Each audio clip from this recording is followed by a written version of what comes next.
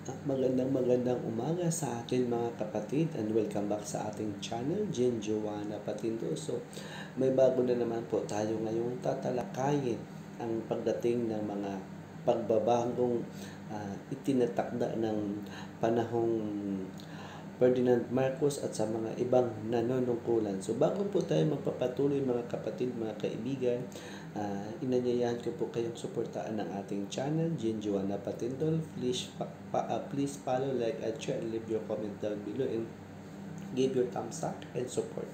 So kung nagugustuhan nyo po ang ating video, at supportahan na rin yun ang aking channel and Patindol. So bago po tayo magpapatuloy guys, may papakita po tayong video. Sabay-sabay nating panoorin at pakikinggan. Let's watch this. Ang mga iba't ibang bansa kaya hindi sila makapagpatayo ng central banks nila. Diyan pumasok si Marcos sa eksena. Dahil may mga ipon si Marcos na mga ginto, pinahiram niya ang iba't ibang mga bansa ng gold reserves para makapagpatayo sila ng central banks nila at makapag-participate sa world market. Dahil dyan, malaki ang utang na loob ng mga bansa kay Marcos na pinahiram niya ng mga ginto. Take note, hindi pa presidente si Marcos niyan. Sa madaling salita, tinulungan ni Marcos na makakomply ang mga bansa sa requirements ng World Bank. Pero in return, ano naman ang pakinabang ni Marcos mula sa kanila? Natural, hindi naman pwedeng walang pakikinabangan si Marcos sa kanila. Kaya ang usapan, papahiramin sila ng ginto para magkaroon sila ng gold reserves, pero ang kapalit nito ay babayaran nila si Marcos ng tubo mula sa kanyang mga ginto ayon sa base rate ng US dollar per ounce noong taong iyon. $35 ang base rate. Ang isang toneladang ginto ay katumbas ng 35,000 ounces. Ibig sabihin, kung pinahiram sila ni Marcos ng isang toneladang ginto, $35 times 35,000 ounces katumbas bayad nila kay Marcos. That was the base rate na sinet up ng Bretton Woods na value ng per ounce ng gold. So ibig sabihin, sa isang buwan, kumita ang ginto ni Marcos na isang tonelada ng halagang $1.2 million noong taon na yon. Paano kung hindi lang isang metric ton ang ipinahiram niya? Paano kung 100 metric tons? Paano kung 500 metric tons? Paano kung 3,000 metric tons ang pinahiram niya? Take note, isang bansa pa lang yan, 178 countries lahat ang pinahiram ni Marcos ng kanyang mga gold. Ngayon year 2021 na, ang presyo ng isang ounce of gold ay nasa almost $2,000 na. Bilangin mo kung ilang taon at ilang dekada nang nasa kanila ang mga ginto ni Marcos. Magkano na kaya ang kinitang interes ng mga yan? Paano kung compounded interest pa yan? So ano na? Note, noong 1971, idineklara ni US President Richard Nixon ang pagpapatigil ng pag-convert ng ginto sa US dollar dahil sa pressure sa kanya ng deep state. Ang resulta, ang US dollars ay naging fiat money, Federal Reserve Notes, at hindi na based sa gold with gold certificates. Ang resulta, lalong lumubo ang presyo ng ginto simula noong nag-epekto ito noong 1973. Kaya alam nyo na kung bakit may koneksyon din ang martial law sa Nixon shock na ito dahil isinalba ni Marcos ang ekonomiya ng Pilipinas dahil biglang napatigil ang convertibility ng gold into dollar. Yan ang dahilan kung bakit todo suporta pa rin ang World Bank at IMF sa mga Marcos administration dahil hindi umalis si Marcos sa Bretton Woods system kahit pa nagkaroon ng Nixon shock, kaya tuloy-tuloy ang pagre-release ng World Bank at IMF kay Marcos ng mga developmental funds in the form of loans para pondohan ang mga infrastructure projects ni Marcos. Sa madaling salita, mga ginto ni Marcos pa rin ang nagsilbing collateral sa World Bank at IMF kaya pinapautang nila ang gobyerno. Noong panahon lamang ni Fidel Ramos nag-umpisa na ang... So ayun mga kaibigan, mga kapatid, sabay-sabay nating nakikita at naririnig ang bagong kaalaman, bagong impormasyon na ating napapanood. So bago natin himay-himayin ang ating pagtatalakay ngayong umaga, so mega shout out sa ating mga subscribers, sa ating mga believers, sa ating mga supporters, sa ating mga patuloy na nagtitiwala, at saka mega shout out the Filipino Future, Kasangkay, and kapatid na Abinid. So maraming salamat na patuloy kayong nagbibigay ng information at ako po'y nawiwindang sa inyong mga patuloy na pag-share at nakakakuha po ako ng mga idea pati sa ating mga na-observe sa ating mga kapanahunan.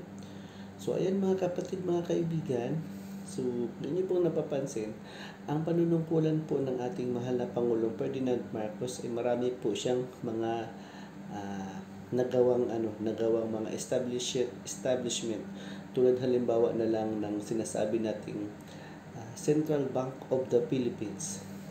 Kung inyo po nasusundan ang video na aking pinapakita sa inyo guys, doon pa lamang is nakakakuha po tayo ng idea kung saan nanggaling, saan nagmula. So, di ba kung inyo pong nasusundan na nung siya po ay bata pa at nag-aaral, siya po ay may kaso at siya po ay nanalo sa kanyang kaso dahil po sa kanyang katalinuhan. Bagkus po siya po ay naninilbihan bilang sundalo sa panahon ng mga World War at sa panahon ng mga gira-gira, di ba? So, ilang mga pananakop ba ang dumaan sa ating bansang Pilipinas?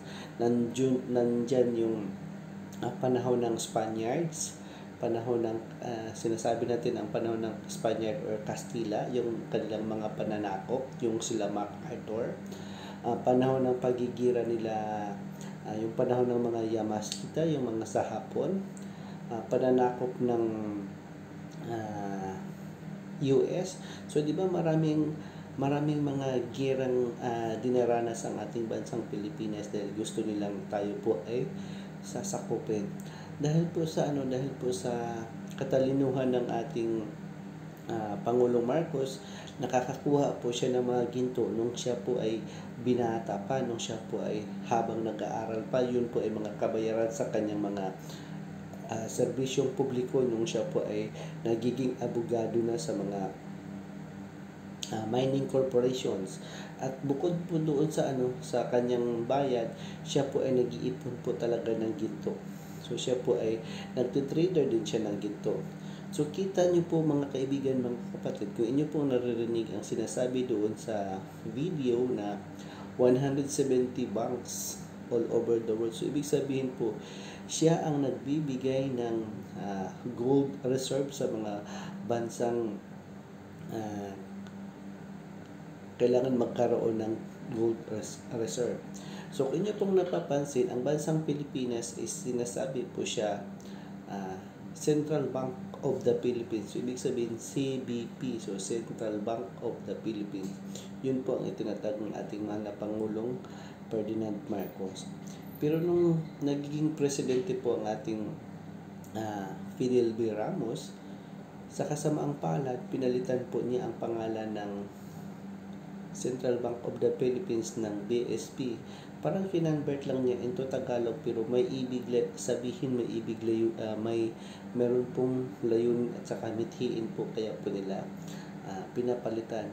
Ibig po sabihin doon at saka ang kailang mithiin doon is para magkaroon ng access ang ibang bansa na mamanipula ang ating bansang Pilipinas dahil sa pagbabago ng Central Bank of the Philippines change to Bangko Sentral ng Pilipinas. Although pinalitan siya ng parang Tagalog term, pero may ibig siyang layunin or tungkulin. So parang tungkulin niya, tulad na halimbawa kung inyong po napapansin na parang ang kinukulimbat ng mga dilawan ang sinasabing ill-gotten wealth ng mga Marcos. Kung yun po ay masasabi nating fake news or mainstream media ng mga oligarkiya. So medyo hindi po natin kabisado ang masasabing oligarkiya, pero napapanood po natin kung ano-ano po ang ibig sabihin at saka kung ano po ang nangyari. Kasi sa totoo lang, ang bansang Pilipinas, nung tayo po ay nagkaroon na po ng kalayaan, so ibig sabihin po ang bansang Pilipinas ay mayaman sa lahat ng minerals. Mayaman sa lahat po ng dahil po kung inyo pong napapakinggan doon sa na ang bansang Pilipinas ay isa sa pinili ng Diyos na magiging nasa Biblia po ang ating bansang Pilipinas. So kaya pala ang layunin din pala ni Pangulong Marcos, kung ating napapanood ang ilan sa kanyang mga speech, is pagkakaisa, may takot sa Diyos, pagmamahal ng mamayang Pilipino. Pagkakaisa talaga ang nasa ano niya guys, ang nasa pinakalayunin niya. May respeto sa magulang at pagmamahal, pagbubuklod ng pamilya. So yun po ang talagang isinisigaw ng kanyang speech. Tapos kung inyo pong napapansin, marami na siyang kayamanan nung siya pa ay binata at hindi pa siya nagiging presidente. So kung inyo pong nasusundan ang video na ating napapanood, galing po yun kay Abiniz. Correct me if I'm wrong. So kapatid na Abiniz or the Filipino future. So ayan po, dahil po sa napakagandang impormasyon natin nakukuha at saka binabase lang po natin sa ating mga observation at saka sa ating mga experiences, di ba? So kung inyo pong nasusundan ang ating videong pinapanood o ating pinapalabas, is doon pa lang is makakakuha po tayo ng kaalaman. So base po doon, nakalikom po ng ating mahal na Pangulong Ferdinand Marcos ng mga ginto, at saka nung siya po ay nagtatrabaho na, alam po niya kung saan nakalibing ang mga Yamashita Treasure yung sa panahon ng mga Japan, kasi alam po natin na may mga iba't ibang leaders na nagnanakaw ng mga ginto kung saan po nila binabaon. So nagkataon po ng bansang Pilipinas is yun po ang kanilang nagiging home base para doon po itatago ang mga ginto. Pero kung inyo pong napapakinggan ang rules and history ng mga gold na nakabaon sa ating bansang Pilipinas, nagbigay po sila ng years na kailangan kung saan mananatili ang ginto ay maaari ang bansang pinagbaunan ng ginto ay makakaroon ng pagkakataon na sila ang magiging may-ari. So nagkaroon doon ng 30 years hanggang sa nag-additional ng 10 years. So it means 40 years. Excuse me. So patuloy po tayo. So kung inyo pong naririnig yung mga pinapalabas ni Madam Imelda na 170 banks all over the world, talagang napakatotoo yun. Nasundan din po ninyo ang aking mga video clips na interview po siya ni Mel Tiangco na $240 billion. So ibig sabihin, kaya na nating bayaran ang ating pagkakautang. So naililink ko lang din po kasi nga nung kay Pacquiao, nung may nakupi ako sa kanyang video na nagka-calculate siya na bata ka pa lang, nasa bitlog ka pa lang ng ating mga magulang, mayroon na tayong mga utang na umaabot ng almost 100k kung paano natin mababayaran yung hindi pa sinisilang, di ba? So ibig sabihin, baon na baon tayo sa utang. So yun po ang pagkakapaliwanag ni Pacquiao. Nagustuhan ko sana ang kanyang video, kaya lang may iba din siyang agenda. So medyo nag-iba ang ating panlasa doon sa kanyang agenda na siya po ay nahaluan ng makonsider natin siya na isang bayaran. So di ba kung inyong napapansin, mga kaibigan, mga kapatid sa ating channel, Jen Joanna Patindol, kung inyo pong nagustuhan ng ating pag-share, please follow, like and share, and leave your comment. So share din po ninyo ito guys, para damol po tayo makakasagap ng information sa ating pag-share ng ating channel, di ba? Kasi ganoon naman po ang ating ginagawa, kundi copy paste para po tayo ay makakakuha ng kaalaman. So instead na fake news, ngayon kayo na po bahalang maghusga, kayo na po bahalang mag-decide kung ito po ba ay fake news o isa po ba itong matatawag natin na parte ng ating history ng ating bansang Pilipinas. Kasi kung atin pong mapapansin, di ba, may mga ilang nanunungkulan na, tulad halimbawa na lang ng yung kay Fidel Ramos, na instead na Central Bank of the Philippines, pinalitan po niya ng Bangko Sentral ng Pilipinas. Tapos bago pa man naupo si Fidel B. Ramos, ang administrasyong Cory Aquino naman, nagpatayo siya ng PCGG.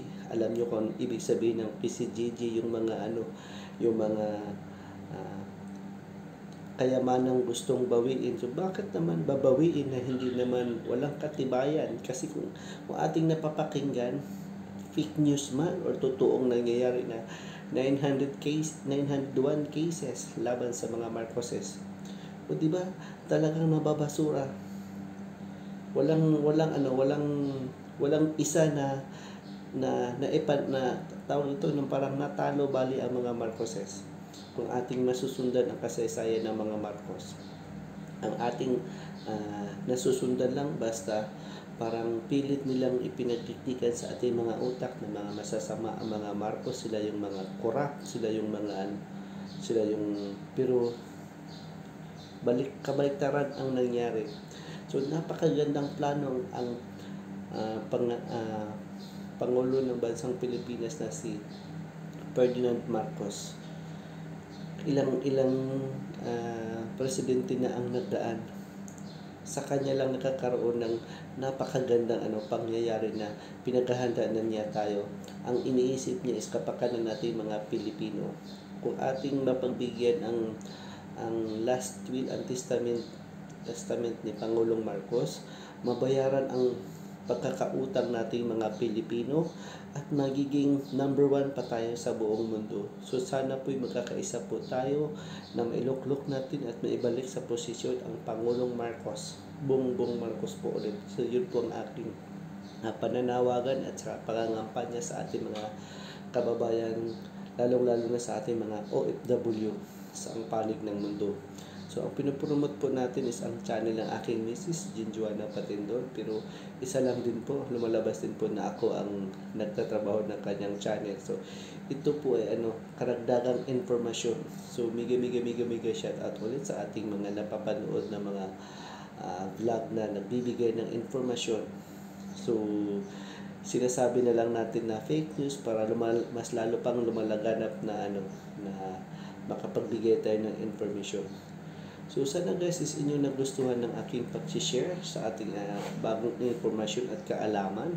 So copy paste naman po. So Ginjoana Patindol, please follow, like, and share, and leave your comment down below, and don't forget to support and give your thumbs up. Please click the notification para magiging updated po kayo sa ating mga susunod na pag-upload. So once again guys, Ginjoana Patindol, and sana po is magkakaisa po tayo sa 2022 elections. So sana po is inyo nagustuhan ng ating pag-share, at saka sana po is may nakapulutan tayong aral doon sa mga napapanood nating video. Hanggang sa muli po, Ginjoana Patindol. Thank you for watching and stay safe. God bless.